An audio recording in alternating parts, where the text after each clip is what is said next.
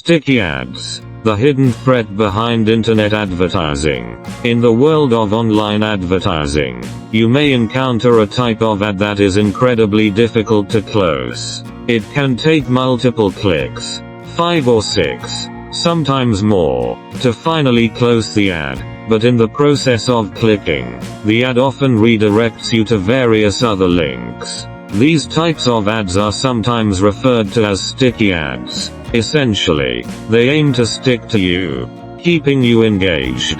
But one must ask, does this approach not make the advertiser seem more repugnant? Is it not disrespectful to the users? Analyzing the intent behind these ads reveals a clear goal: controlling your phone, your browsing habits, and even emptying your wallet. The purpose is to ensnare you in their advertising web, disregarding your user experience. This is not merely a matter of infringing on human rights. It constitutes a severe form of criminal behavior. What do you think about this phenomenon? The methods employed by these advertisers blatantly disregard users' feelings and rights. They infringe upon our freedom of choice and access to information on the internet. In the process, our privacy may be compromised, our devices might be infected with malware, and our finances could be at risk.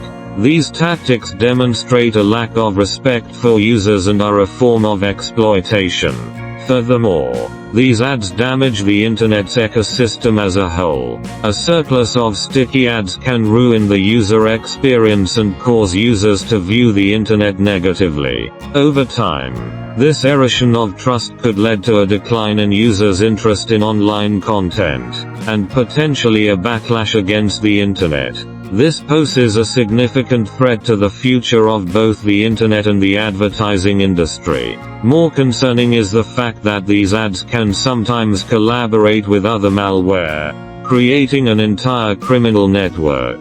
Advertisers earn money through user clicks, while hackers exploit user behavior to obtain personal and payment information.